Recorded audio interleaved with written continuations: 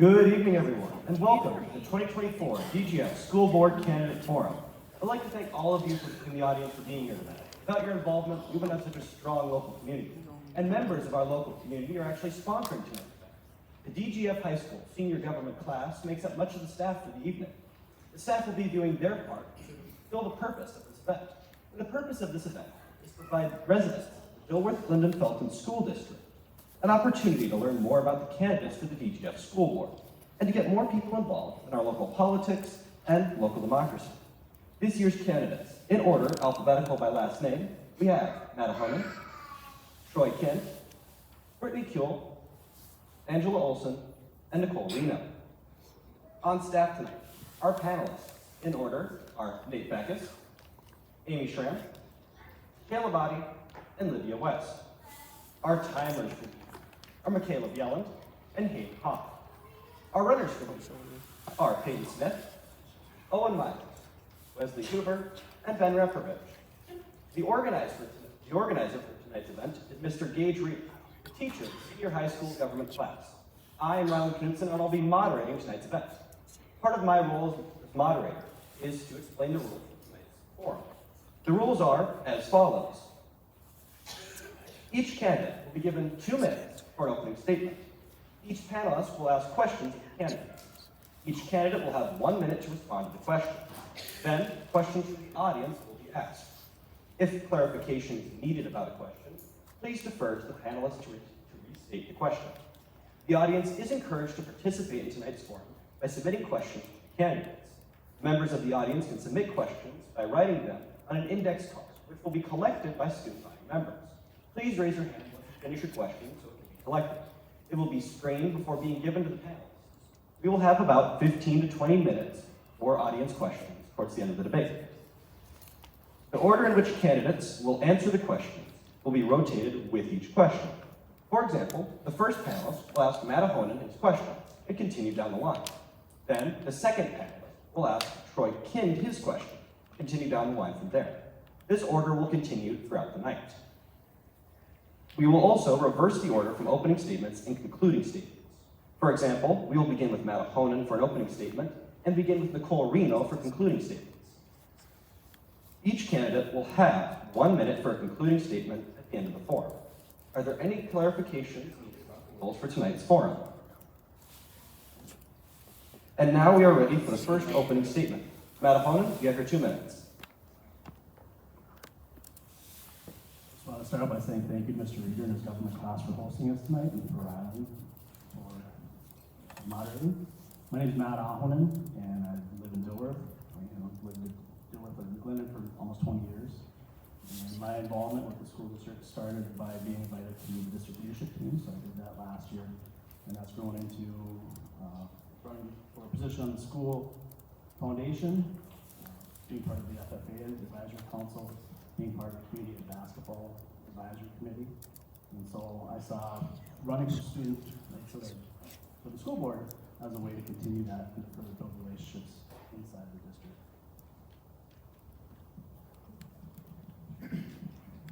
Thank you for that opening statement. Troy Kind, you have the floor. Thank you. My name again is Troy Kind. I grew up here in the district. I grew up in Dilworth. I have 3 children, 2 of which are currently in the middle school here. Outside of this, I actually work for RDO Equipment Company, the John Deere dealer in the area, where I'm the general manager of strategic accounts. In addition to that, I'm a volunteer firefighter for the Dilworth Fire Department. I've been an active member here for 16 years. I look at this district as my home. I've been here my entire career, and I look forward to wanting to help grow this and further the school.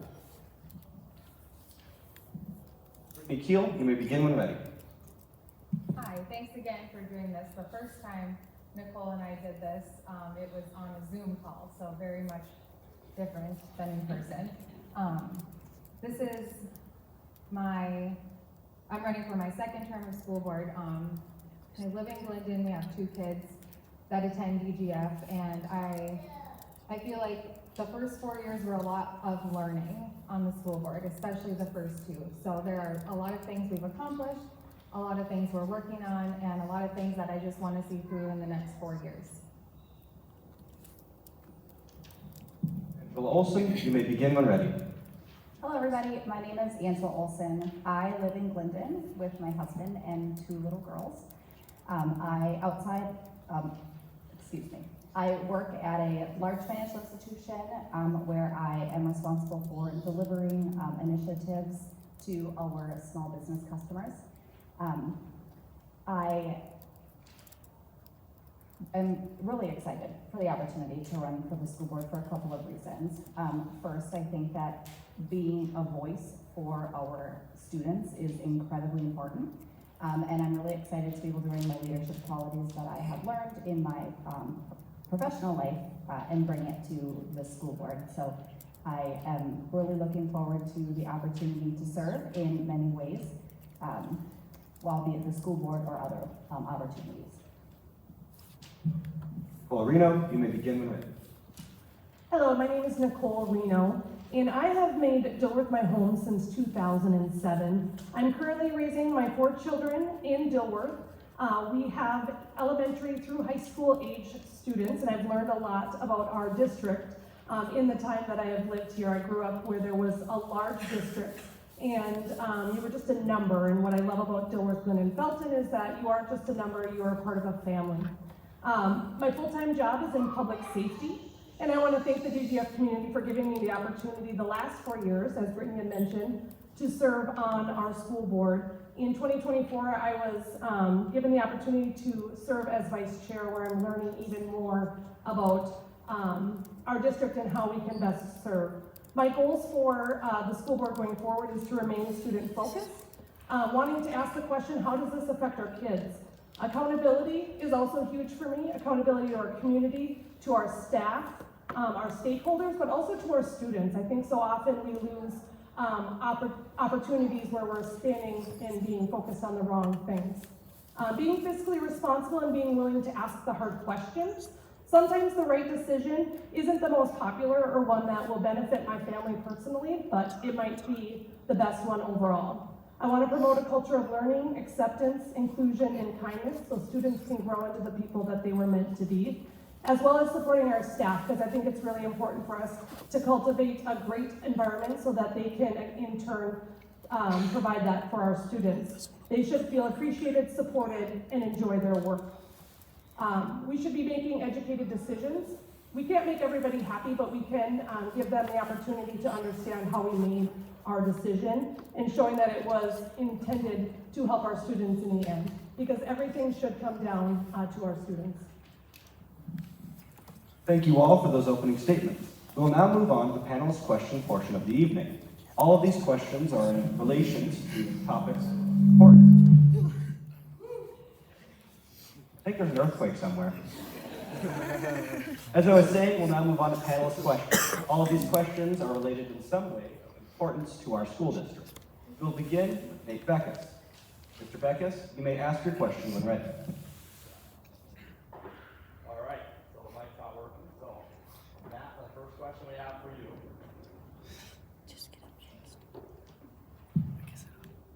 Why are you running for school board, and what changes would you like to make at DGF School District? One of the reasons that I decided to run for school board is, like I said, my involvement with the district leadership team, and building relationships is really important to me, and I've been able to do that through the district leadership team. And so one of the things that I would really like to see is improving communication between the school board and administration and the community.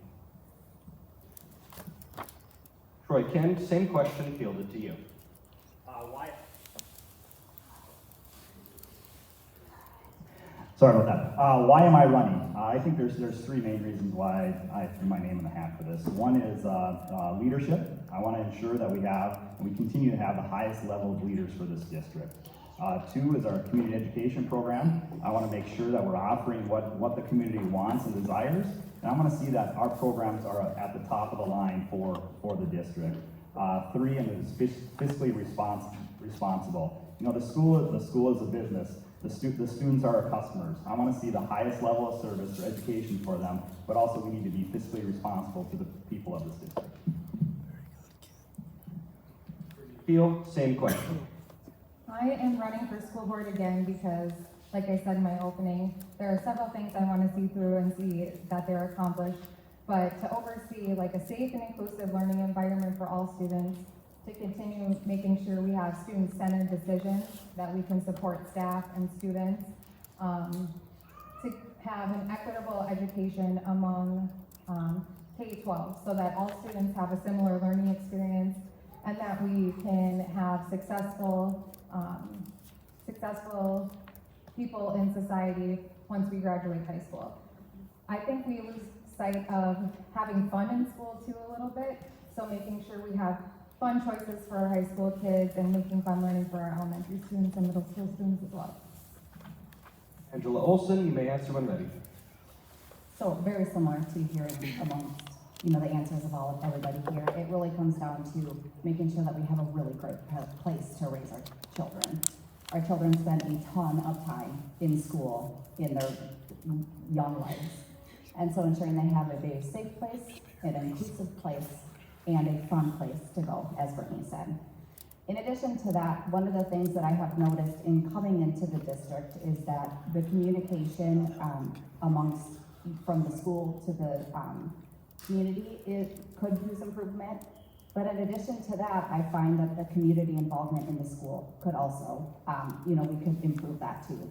So my two main things are improving the communication amongst not only the school and the community, but increase engagement with the community into the school.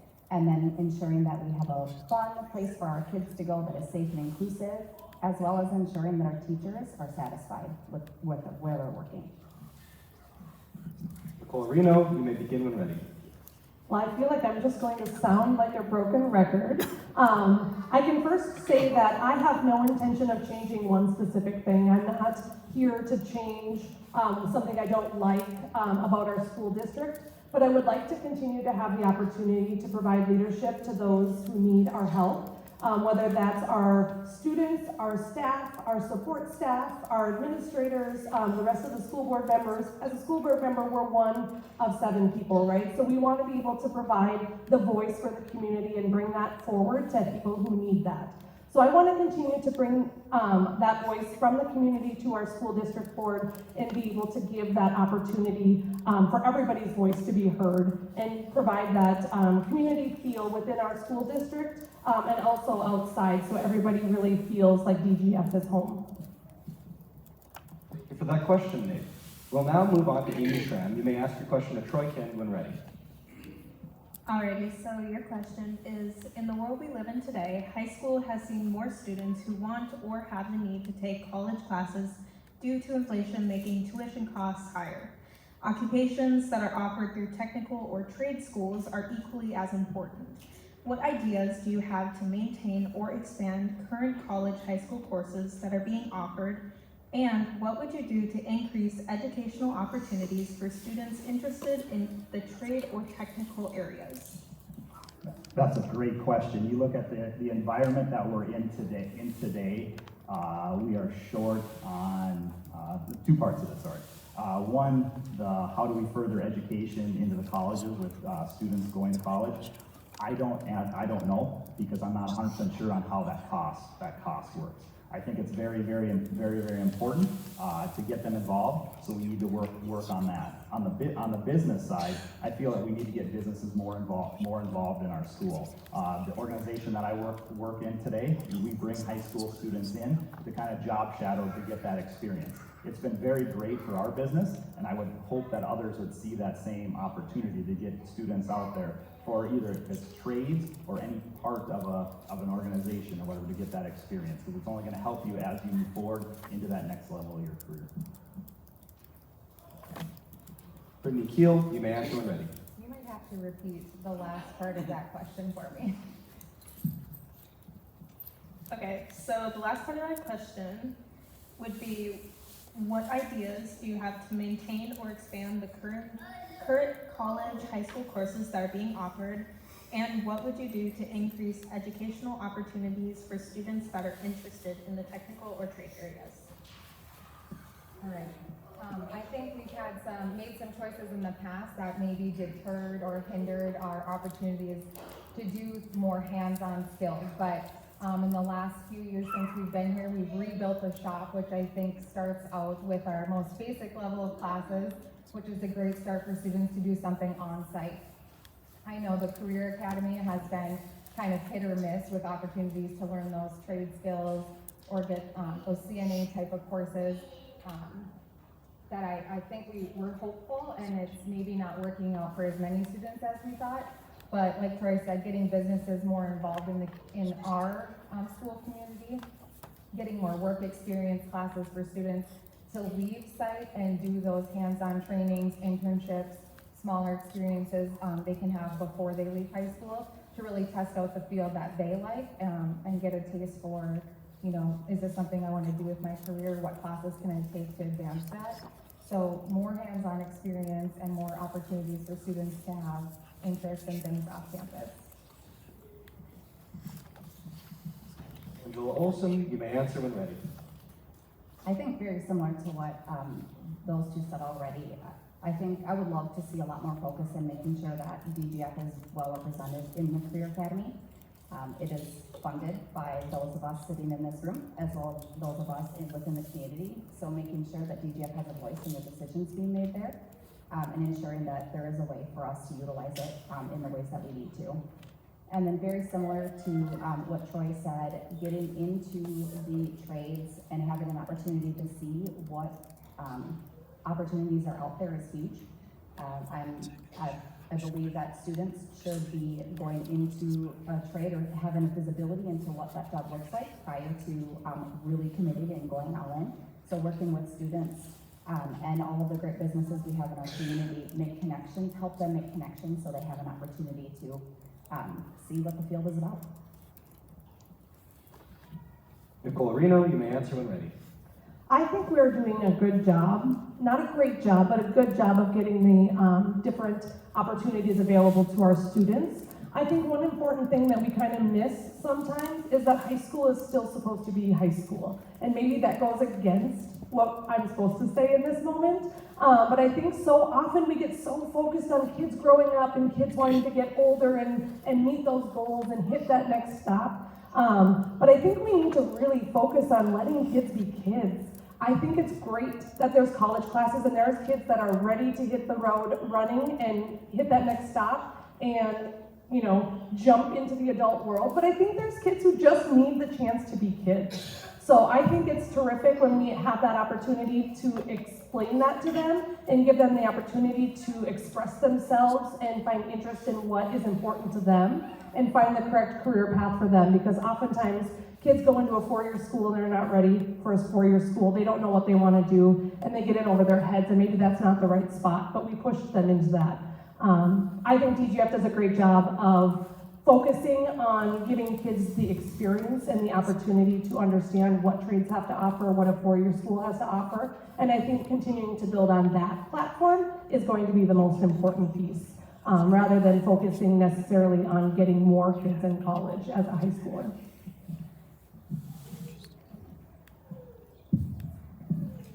Caleb Body, you may ask your question. Did you want me to answer rather than? I'm sorry, I'm a little out of sorts tonight. It's quite warm up here. Madam Honan, sorry for interrupting. I feel like they've already covered it all. What I would say is, I feel like having a high school in Brendan, we're at a little bit of a disadvantage when it comes to the college classes. I grew up and graduated from Moorhead, so the proximity to the local universities made that much easier for us. But what I've seen since being involved at DGF is the growth of the trade. So expanding the shop and including those welding stations, I think we can give kids an opportunity, because we are so far from the tech center, and to make that travel, it just eats up too much time.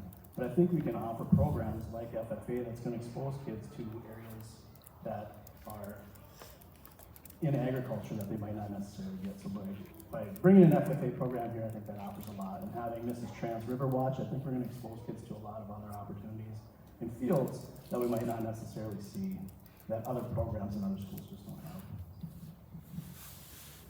Now we will move on to Caleb Body's question. Caleb Body, you may ask your question to Brittany Keel when ready. Brittany Kuhl, this is your question. Around the country and in Minnesota, school districts are struggling to keep up with rising costs associated with many factors. What do you think are effective methods to raise revenue for the DGF School District? Ooh, I got the hard one. I think raising funds for the school district is tough because we're funded per student head. And what I've learned in the last 4 years is Minnesota school finance is very complicated. And it is a difficult thing to work through, but we do have a great business manager now, and our superintendent does a good job at working with him, and we oversee that. But I think keeping our options, like our offerings, keeping our offerings current, attracting new families, making students want to come to DGF, making kids want to be here, I think is a good start. Local schools around us are doing, like an operating levy and having the community assist them in having funds at their school, which is a possibility if that's where we end up. And I do think that communities should be encouraging and helping school districts do what's best for their students. Angela Olson, you may answer the same question when ready.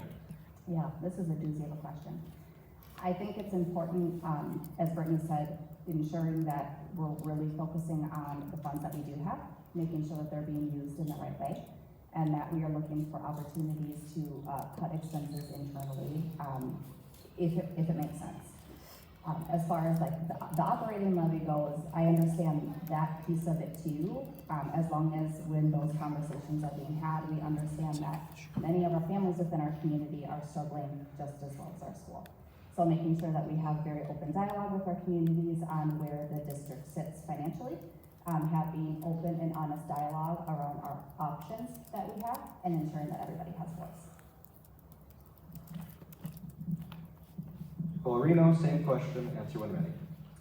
I don't love the finance question, right? Because all of us have to balance our budgets. We have to balance our checkbooks at home, just like we have to balance the budget at school.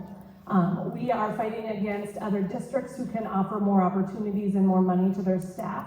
And so it comes down to finding a culture that we can keep people here with less. And our students are blessed with a lot of great teachers and a lot of great opportunities and a lot of great staff who are here to support them. As far as how we go about that, sitting in on our meetings, I can tell you that Shannon fights for us all the time, Mr. Hunstead does, through our legislatures and different avenues that he's gotten really creative in trying to find some of those different ways that we can go forward and use our revenue more responsibly and kind of trim where we can as well. So I think it's just looking at our budget and being realistic and remembering that we have to come down and be accountable to everybody. Pat Honan, you may answer when ready. The school funding is a pretty complicated issue. If you look at the formula, there's 14 different categories that determine the reimbursement rate, but only 2 of those are standard. So the other 12 depend on the negative district, the size, and geographic location. And so I would, before I learned this, I would assume that our funding is very similar to Holly or Barnesville or any of the other schools around us, but it's very different. And so I think one of the only ways that we can control things is to make sure that we are increasing enrollment. That is one of the few things that we can control, and then cutting costs where it makes sense. But if we can have really good offerings and have a supportive culture that encourages enrollment, I think that's one of the best things that we can do. Troy Kent, you may answer when ready. I would mimic some of what Matt just said about getting more students. You gotta get more butts in the seats, more students here, but also look at are we offering programs that what our district and what the students need and what they desire? So should we be looking at cutting something else? I don't feel that we should raise taxes. I feel we should work with the monies that we have and how we can be more effective use of what we have today. We'll now move on to the next question. Olivia West, you may begin your question fielded to Angela Olson when ready. Angela, do you think DGF prepares students for life beyond high school? Or do you have any ideas for classes that could be added or changed to better prepare all graduates, not just college-bound graduates for life after high school? Yeah, I think that's a really good question. I do feel like DGF has a really great variety of classes offering to all of our different students. With a district our size, it's really challenging to meet everybody's needs. And so I think that constantly evaluating the needs of our student base that we have is really important. As we discussed earlier, we have a lot of opportunities outside of DGF that students can take advantage of, and they do a great job of offering college classes for students that are interested in that path. I do feel like there is it's important to focus on things like personal finance and ways to, when you go out and you're an adult, things that you can make sure that you are self-sufficient and are able to do the tasks necessary to go in the real world, whether that's college or your next role. Colorino, same question, answer when ready. I think DGF does a terrific job at this. I remember leaving high school and not being sure really much of anything, like to adult, right? But I thought, I'm gonna take on the world. I'm ready for this, let's go. And then reality hits, right? Then I had a middle schooler who came home and was like, Mom, let's talk budget. I'm like, budget? You wanna talk budget as a 7th or 8th grader? What the heck? And he's like, well, I have to. It's part of my job at school, it's part of my homework. And we talked about, he pulled a name or a career path, and he had to go through that, and he had to figure out how he was gonna survive his hopeful lifestyle, right, based on the career path that he was either given or chosen at that point.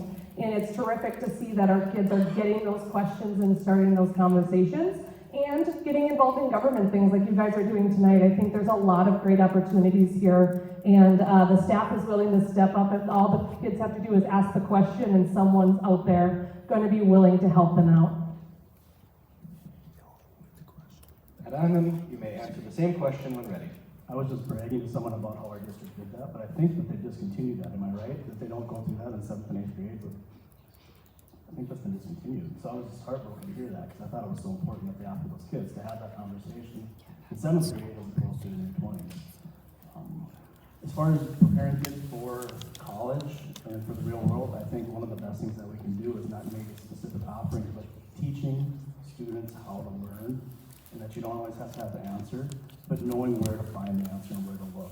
I don't think any of us have the answers here to all the questions, but hopefully we know where to look, and we've learned problem solving along the way. So I'm hoping that we're doing that, and I think we are doing a good job for that for our students here at DGF. Troy King, you may answer when ready. One thing looking at it, we're fortunate enough to have a small school. When we start comparing to area districts, when we start going to the metro, we are a small location. But the offerings we do have is we can get into the metro, we can utilize the career center, we can utilize colleges, we can take advantage of some of those other classes, which makes us this anomaly, because we're a small school that can take advantage of the larger district. So, I think that there's more opportunity for that, but I think there's also opportunity to get more business involved or whatever, and give people that want some type of a career path, maybe not a job, but an idea of what's out there in the future. Brittany Keel, you may answer when ready. I think DGF does a great job at setting students up for success after high school, whether it be college bound or the workforce. I think there's a lot of things that we can do in middle school up through high school, a lot of different courses you can take, a lot of hands-on things, but I think having a good supportive staff helps a lot with that as well. I think I love the most that our staff will be teaching one thing, and then they'll get together and brainstorm something that we've never had before, and just see who can come up with a curriculum and teach it next. So I think that's really great that DGF expands on the resources we already have to give new offerings to students to keep building their future success. We'll now move on to the next question. Hey, Beckus, you may ask your question to Colorino when ready. Nicole, the next question is, how would you, as a school board candidate, ensure that the students, teachers, parents, and faculty feel like their voices are heard?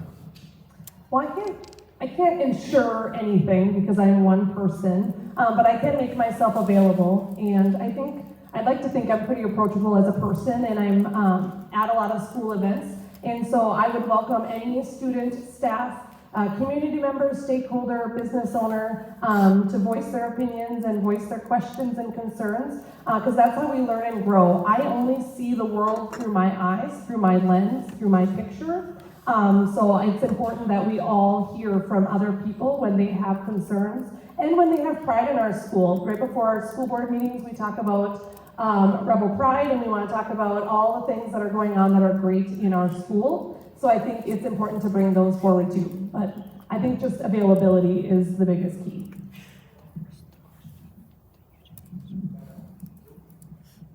Matt Ahonen, you may answer the question when ready.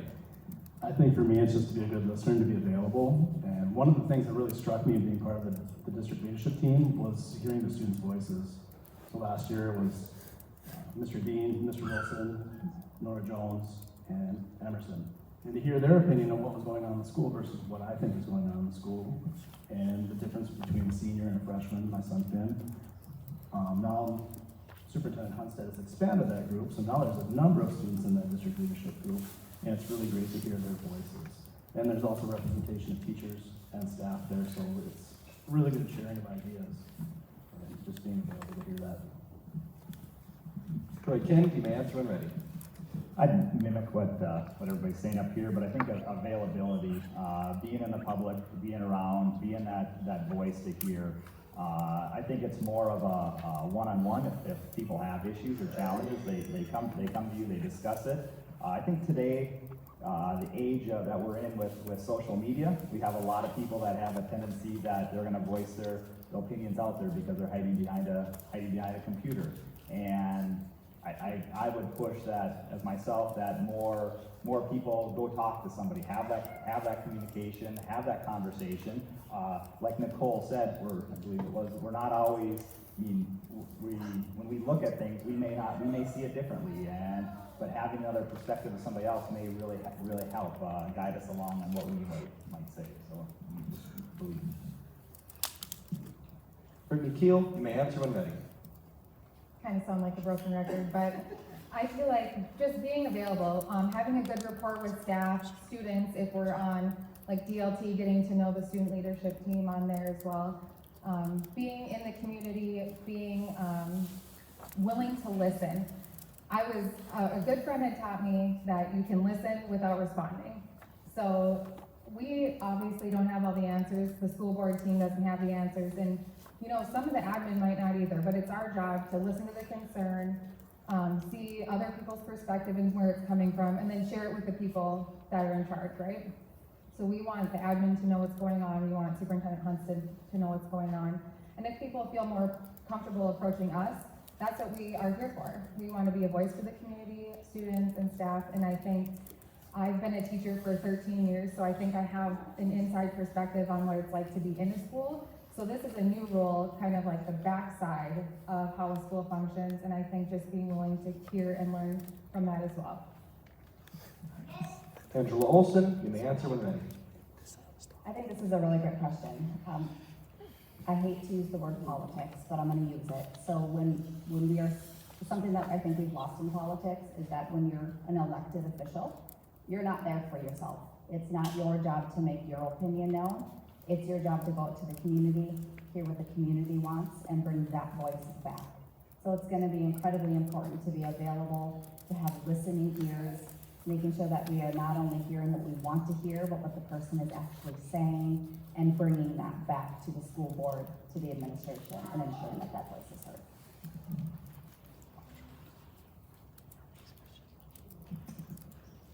We will now move on to the next question. Olivia West, you may answer your question to Matt Ahonen. Matt, what are your ideas on continuing to make our schools safe in the areas of drugs, alcohol, and security threats?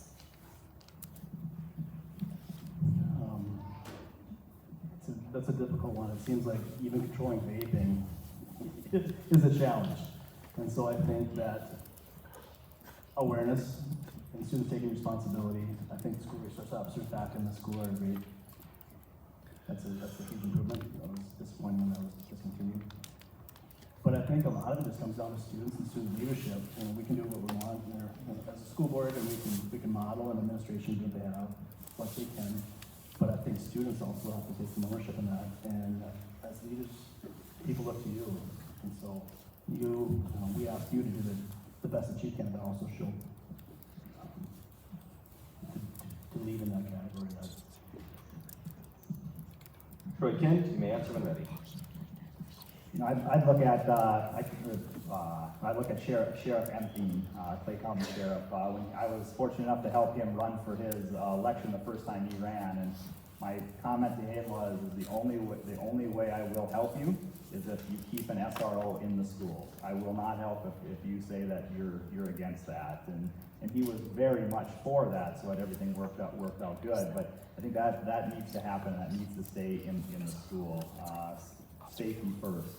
When you look at the vaping or other things, I would say that educate the students, but it's also modeling. It's as being a parent or being a school board member who is, how do you model that so they know that, you know what, they don't see adults or myself using that or doing that, because you know what, they're gonna mimic what, if you're a leader or you're a person in the district, students are gonna model you. How do you make sure that you're making the right decision? But also then, how do we make sure we're educating each and every one of you on why it's good or why it's sort of like that. Brittany Keel, you may answer when ready. Okay, I think DGF has done a good job with this recently and in the past years. But the Rise Club, we've had a grant that provided new opportunities for student leadership that promote positive culture and against substance abuse as well. So I think that has brought, not speaking so much negatively about the substance abuse and the vaping, but bringing more positive ways, positive things for kids to be involved in. So I think that's something we've done really well. As far as physical safety, I think it's the school board's job to make sure that, you know, the admin, we're all running our drills, making sure the doors in the new construction are locked and our safety protocols are being followed and the policies and procedures we have put in place. We're overseeing that they're being followed with fidelity. And I think trusting adults, knowing that our staff can open up to kids and kids can go to staff, like if you see something, tell someone, and I think that's what DGF has promoted. Angela Olson, you may begin when ready. Yeah, and I agree with a lot of what was already said here. School resource officer, I'm thrilled that they are back. It's really exciting to see the officer in the school building really positive relationships with our law enforcement. I think it's important to know that they are there to help and not always to harm. I also think it's really important for our parents to be engaged and involved in their kids' lives, making sure they're asking questions. And then within the school too, making sure that students always have a safe place to go if they have any sort of questions or concerns or anything, any alarms that they want to raise. So I think DGF is doing a really good job here, and I think so much of it is educating our students and having open ports of communication between our students and our staff and our families. Nicole Reno, you may answer when ready. As a former SRO, I would say that we need to rely on the best practices. Things keep changing as incidents happen. We need to continue to evolve and change with that as well. The Minnesota School Safety Center in the Twin Cities has great resources, tabletop exercises for before school or at staff meetings. We have a Cass Clay Unified School Response Team comprised of every school district and law enforcement agency in Cass and Clay counties, where we meet regularly and ensure that we are following the best practices and provide that information from basic school safety to buses to school events and everything in between. But when it comes down to our drugs and alcohol and changes like that, I think we need to use the DARE model, to kids, from kids, through kids. So we need to look at it from a kid's perspective and educate the kids so that they can empower each other to realize that most kids aren't using. Most kids are making terrific decisions and being okay with being one of that crowd. That is our final panelist question for the evening. We'll now move on to questions from the audience. Amy Schramm, you may ask your first question, Troy Kent. Troy, You are asking voters to support their most important treasures, their children. Has a budget from 22 and 23, I believe is what I found on it. I think there's areas that just need to be looked at to say what makes sense. When you start looking at how, if there's programs or what we can cut, I don't know that today. I'm not a part of it, I don't know what I don't know, but I will say that, you know, we just need to make sure that we're doing the best for our students, and how can we be fiscally responsible.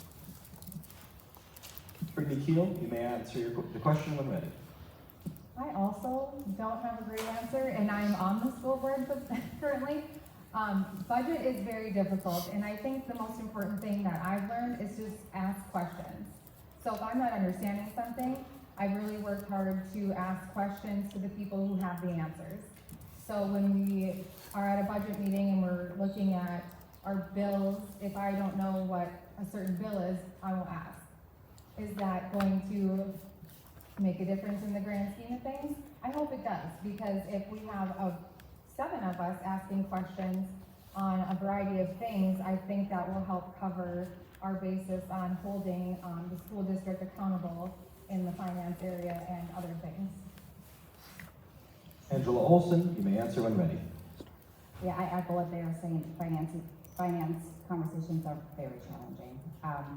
I think in the current economic environment, we need to really look at where we're spending our money and where we can cut back, and ensuring that we are meeting the expectations of the greatest majority of our students.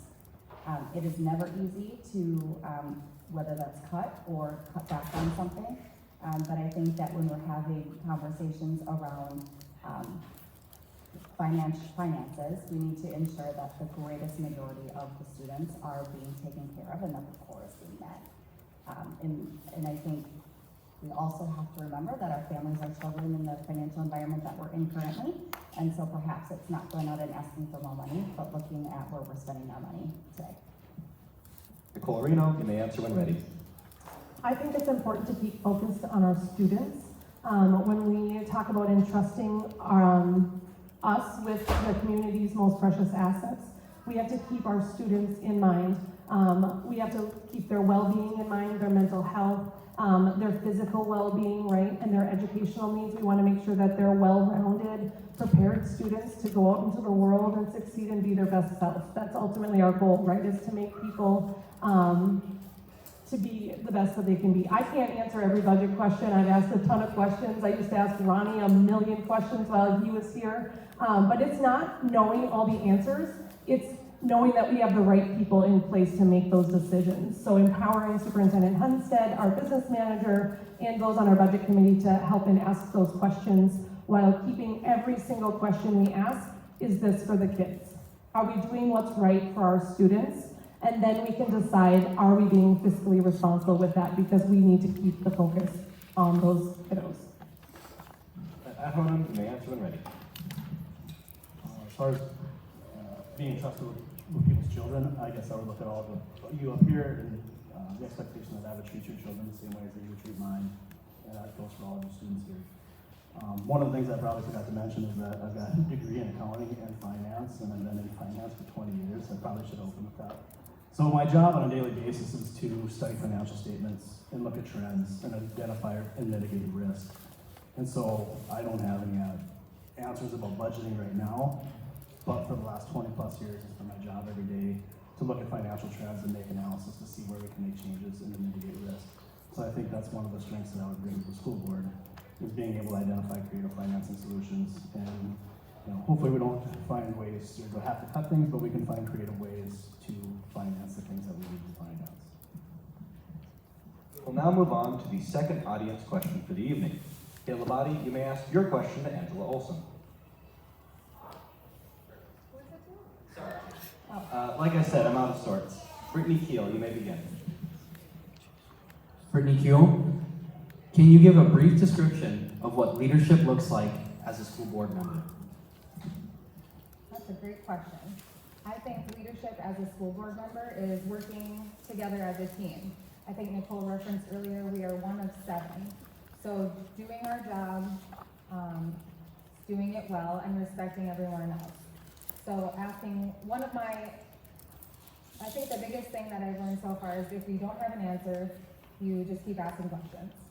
And being a leader is being visible, being accessible to your constituents, being willing to hear everyone's concerns and comments and questions and moments of pride, and reporting that to the people who matter, who take care of the school, our admin, our faculty, our staff, and just being supportive for the staff who work here to ensure that you guys have the best experience possible.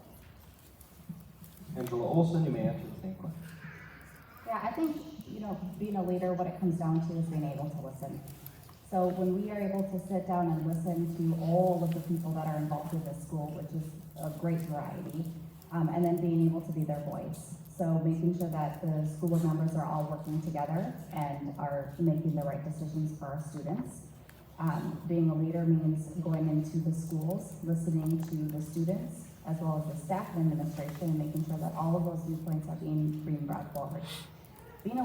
Being a leader also is ensuring that when you're out in the public, you're representing DGF.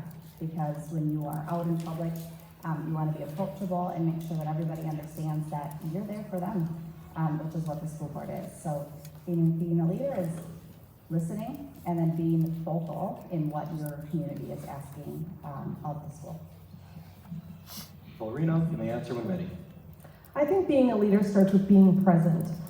That makes us available to the constituents and to the people and to the students so that we can really have a pulse of what really is happening and what is really needed. I think it's important for us to have a good sense of that, but also to be okay saying, I have no idea about that, but I will find an answer or I will look it up, and being okay with not being right all the time or not having all the answers. Another thing I think that's really important in leadership that I've learned from a lot of people on our board is that it's okay to disagree with respect. We're one of 7, we're going to see things differently, our lives are all different, and it's okay to respectfully disagree and come to a different conclusion. Ask the hard questions and be willing to be told no, because I think it's important that we are willing to step up and ask that question or ask the clarification and then be willing to report back to those who need that from us. Matt Ahonen, you may begin when ready. To me, leadership as a newly elected school board member would be, first of all, listening and learning. Like Brittany said, the first 2 years are largely learning. So I would look at that as just listening and learning as much as I can. And then supporting and leading from the bottom up. And I think that's very, very important in this position is coming in, knowing the least of anybody that'd be on the school board, is just to support from the bottom up and lead from the bottom up. And also being accountable. Troy King, you may begin when ready. Going last makes it kind of challenging because I'm agreeing with what everybody's saying here. But as you're a leader, I feel that you got to be present. You got to listen. You got to be willing to listen to everybody, and you can't expect my leadership would be is I'm not going to expect you to do anything that I wouldn't do. But also being a leader is be willing to make the hard decisions. Sometimes you're not the most popular person if you're the leader, and that's happened in my career quite a bit. That you're not always popular because you're put in a role to make some decisions. Now, the decisions that you make are hopefully benefiting the community, and you're taking the community interests at heart when those decisions are made. But you got to be hard when you're being a leader. You got to be willing to make a decision. I'll move on to our next audience question. Sylvia West, you may ask your question to Angela Olson. Angela, what are your feelings regarding Minnesota's open enrollment program? Yeah, so I think that open enrollment is great. I think it's a really good opportunity for families to choose a district that meets their needs without having to force a move. When my husband and I decided to start a family, we strategically made the decision to choose DGF as our school district because we agreed with a lot of what was happening. We loved the size of the school. And sometimes when families are not in a situation where they're able to actually pick up and move to a district that meets their needs. So I think open enrollment is great. It's a good way for students to be able to get the education that meets their needs, all the while ensuring that there is an acceptable that they're getting the education that they need. Reno, you may answer the question when ready. I think this is a big challenge. I think we draw a lot of kids in to DGF because we're so great. But I think in other communities, it can be a big challenge because districts who struggle or maybe have some more needs can have students who live in their district go away from their home district, and then that can pose challenges for them as far as funding and different things. So selfishly, I think it's okay for DGF because I think we do draw in a fair amount of kids from outside the district because we offer so much, but I do worry how it affects some of the metro-specific lower income areas because I think it can pose some significant challenges for them, for opportunities for their staff, for their kids, and then just the variety of things that they can offer and resources that they have to go forward to assist students. So I know that doesn't really answer, it feels like it was a very generic one, but I do think that it's great for DGF, but overall I'm not sure that I think it's terrific for the whole world. Ahonen, you may answer the question when ready. I think overall it's been beneficial for DGF. And if you look at the way the Dilworth School District was initially set up, if we didn't have open enrollment, a large part of the citizens of Dilworth are actually in the Mora Public Schools. So it would look very different if we didn't have open enrollment.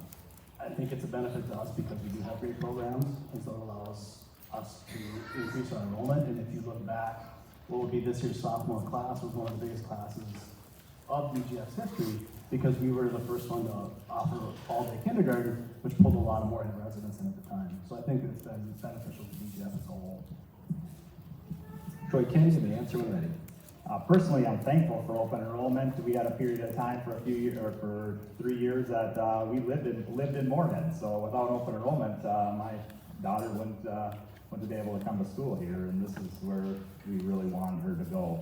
But I think it's a double-edged sword there, whatever, when you look at open enrollment, because it's great to get the students in, but how does it affect the facilities and what we're able to offer? So I think it's more of a balancing act there of how you can do it and how much you can do it compared to can our facilities handle it? Because if we're too much at capacity, now we look at having to add to the taxpayers and what we're doing for the district. So I think it's the kind of a thing that you have to watch very closely to see how it's going to affect the staff here along with the facilities.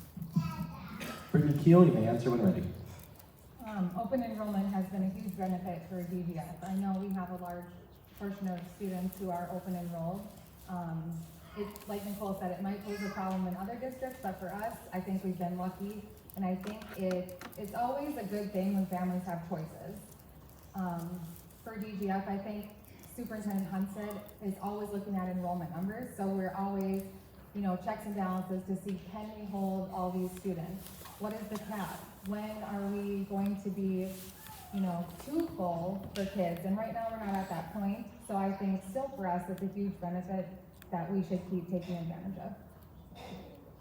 Hey, Beckus, when ready, you can ask your question to Nicole Reno. Nicole, the final audience question tonight is, our educators are so critical in the development of our children. How do you plan to help support the educators? I think our educators really are just a crucial part of our day. I can think of so many heartwarming moments over the years that I could stand up here for hours and tell you all the wonderful things that this community of teachers has done for my family, and I only have 4 kids, or maybe I do have 4 kids, I don't know, whichever way. But I think it's terrific, and I think it's showing up and letting them know how wonderful they really are. I try to make sure that when I do see something fabulous coming from our teachers, that we just really let them know that we care, that we appreciate them, that we see them, that we love everything that they're doing for our students, and reminding our students that it's okay to say thank you as well, and teaching our own personal kids to say thank you and I'm sorry, and be respectful to the teachers, because I think that is where they get a lot of their reward too, is just seeing how they're affecting and communicating with kids. Quick clarification, we will be doing 2 more questions from the audience before we close for the evening. Matt Ahonen, you may begin when ready. I think it's important that the teachers, we show up. And I start by sending my kids ready to learn and being respectful.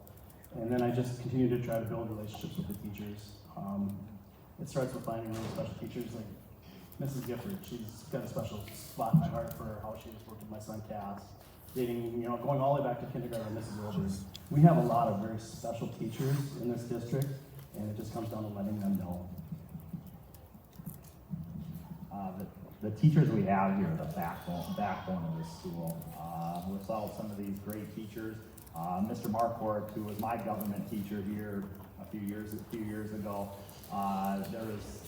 there's teachers that are here to support our kids, and we need to be able to support them. They have a hard job, and something that I could never do. I could never be a teacher or whatever, but I want to be here to do whatever I can to support them in their needs. Nikhil, you may begin when ready. I think supporting teachers means listening. It means following through on the things you say you're going to. Showing up. It's not easy for every school board member to be in the school. Most school board members have full-time jobs as well. But showing up when you say you're going to, asking the tough questions, letting your kids know that their teachers are amazing, talking positively about staff, positively about teachers and the adults working in the building, I think is huge. You want your kids at home to experience what you experienced, right? Or maybe something better. But being a leader and taking ownership of supporting that staff, I think is the most beneficial thing that a school board can do, because having good morale in a building is good for staff, but it's also good for students. Angela Olson, you may begin when ready. Yeah, I think supporting our students or our teachers really goes back to ensuring that our students are well prepared, as Matt said, going into the classrooms every day. And it's also ensuring that we're listening to their needs. So when a teacher comes with a request or a recommendation of a change, we take it seriously, and that we are listening to them as a whole and ensuring that they are well supported. If we don't have good teachers, it all falls apart. And so it's really critical that we are supporting our teachers, the support staff, and everybody that's involved in ensuring that our kids are educated. Ahonen, we will be fielding your question from Amy Schramm with panelist. Apologies. Olivia West will be fielding a question to Matt Ahonen. Matt, Moorhead Public Schools just paired with MSU Moorhead that all graduates with a 3.0 GPA or higher qualify for full tuition scholarships at MSUM. Is this something you feel we could partner with as well? And would you be open to support other partnerships with colleges? That's the first I've heard of that. But I would say that in order to do that, I would assume that the Moorhead Public School Foundation is a large part of that scholarship. And so luckily, Shannon Hunstead has asked us to do that, and I'm on the board of directors with Troy's wife. And so we are building a foundation that someday maybe we could do that, but I think it's gonna take time.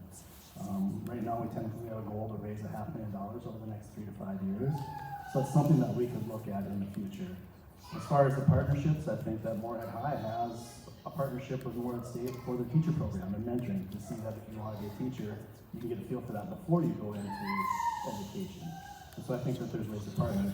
I have high hopes for the scholarships for the foundation. We're rolling the dollars for scholars and underneath the foundation, so we'll have ways to grow that too. I know COVID's affected a lot of things, and so we got away from fundraising for that, but we can look to increase scholarships through dollars for scholars. I think there was 20 scholarships given out, so not full scholarships like Moorhead, but we can move towards that.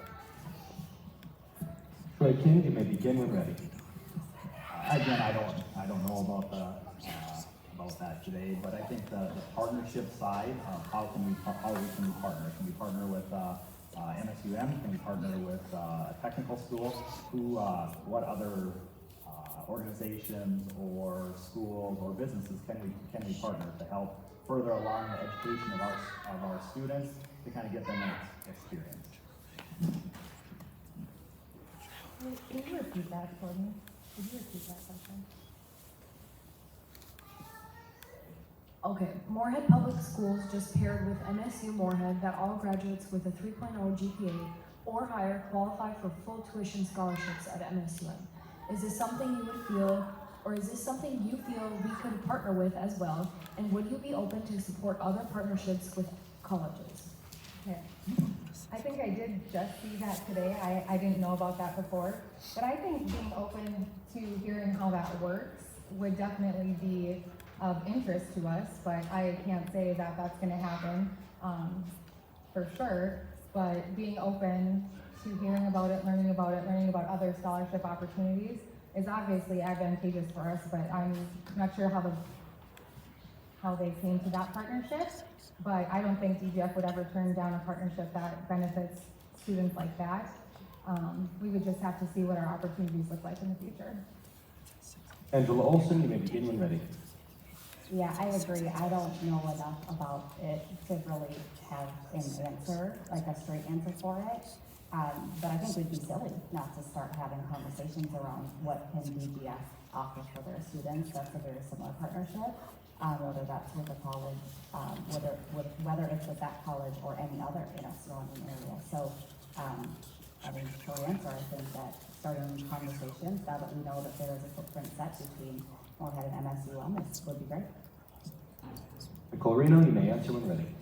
I think anything that's good for our kids is good for DGF, and I think as a school board, as a community, we would all wholeheartedly support anything that's going to further that kiddo, whether they are looking for a 4-year school, a 2-year school, a trade, whatever that looks like. So I think we would all be open to that, what that looks like and how that works. I don't have the answers to that either, but I think colleges are struggling with enrollment as well, so I think a lot of those opportunities are starting to play out. Concordia College has offered scholarships to people who are under a certain financial status level or income level, so I think some of those are coming out as the years go on, and I think looking for opportunities to partner and help our kids in any way is always going to be a benefit. For our next question, Amy Schramm will be asking Troy Kim. You may begin when ready. Alright, so this question is not directed at just one of you, but instead all of you. But to break the tension after the debate and going through questions, which one of you do you believe has the best rebel yell? Down below. Let's go, down below. Fire up. Did you say rebel yell? Yep. Who has the best rebel yell? Troy. Well, I have the best mom voice and probably cop voice, so I could probably be the loudest. But I left my cheerleading cheers back in high school and college, so I'm going to vote for Troy as well. I'm gonna have to say Troy. So the last few years I've been coaching girls basketball, so I've been working on softening my voice. And so I'm a little bit out of practice. And with that, we will now move on to concluding statements for the evening. We will begin from reverse order from the beginning. Nicole Reno, you will have 1 minute for your closing statement when ready. First of all, I just want to thank you all for showing up. I didn't know what the attendance would be like today, and I'm really impressed by all the people who took time out of their day to come out and be here to listen as we answer. So I would like the opportunity to continue to support our students and staff on the school board going forward. I would like to lead our district and guide our path to success by staying student-centered, supporting our staff, and keeping the big picture in mind. We have amazing things happening here at DGF. In our community, and I believe in promoting these, but also being honest in our areas of growth too. Together we can build a stronger, kinder, more resilient community by giving our kids the tools they need to succeed both in and out of school. Angela Olson, you may begin when ready. Am I allowed to just say what you said? Okay. So first of all, I just want to say that it is an honor to be here with such great people. I think DGF should be incredibly proud of the people that are on the ballot this year, and I think every one of them would do an exceptional job. So I thank you all for being dedicated to the school that my kids go to every day. I am really excited for the opportunity to serve the community further. I'm excited for the opportunity to be the voice for the community, have a level head, and be open and to hearing new ideas and ways of making the school district just a little bit better, because I think where we're starting from is really excellent. Brittany Keel, you may begin when ready. Thank you guys for hosting. Good job, panel over there, asking your questions. I would love to continue to have the honor of serving on school board for a second term. I think we've done some great things in the last 4 years, and I've had a lot of learning experiences. It's an interesting perspective being a teacher in a neighboring district, and then having that teacher brain and trying to use it for as one of 7 to make our district even better. I would really appreciate the opportunity to be a listening ear, to keep advocating for kids and staff, and making DGF the best place. Troy Kim, you may begin when you're ready. Thank you. So I would also like to, thank everybody that has been here today. I had no idea what to expect, and I appreciate everybody showing up and wanting to be a part of it. All of you sitting up here at the table, and everybody else out there. This is something great, and you'll remember this as you get older of just being in this process, because it is something very valuable that you'll be able to use the rest of your lives. For myself, DGF is the only school to me. I had the fortune of being a part of this, of going from kindergarten through 12th grade here, and it has a very special place in my heart. I want to keep it moving forward, and I want to do what I can to make sure that we can support our teachers, our admin staff, and the community. Without any of those three groups, we wouldn't be where we are today. So thank you very much. Matt Honan, you may begin when ready. Thank you all for hosting this today. It's been amazing. I graduated from Warrior High, so I'm a spud. But if you ask me, I'm a rebel through and through. And it's been really interesting, and I feel like our family owes a lot to the district. I've got 3 kids, and they all started in the ECFE. And I think that foundation was early childhood, all the way up through all this in high school, 10th grader, 8th grader, 6th grader. That being part of the Delaware School District has really made them who they are. And so I feel like I've got a debt to the district, and I would like to pay that forward. I feel like under the previous leadership, we had kind of a rough patch with the referendum and COVID, and I think Superintendent Hunstead has made a lot of progress, and I would like to help him continue and to improve the district.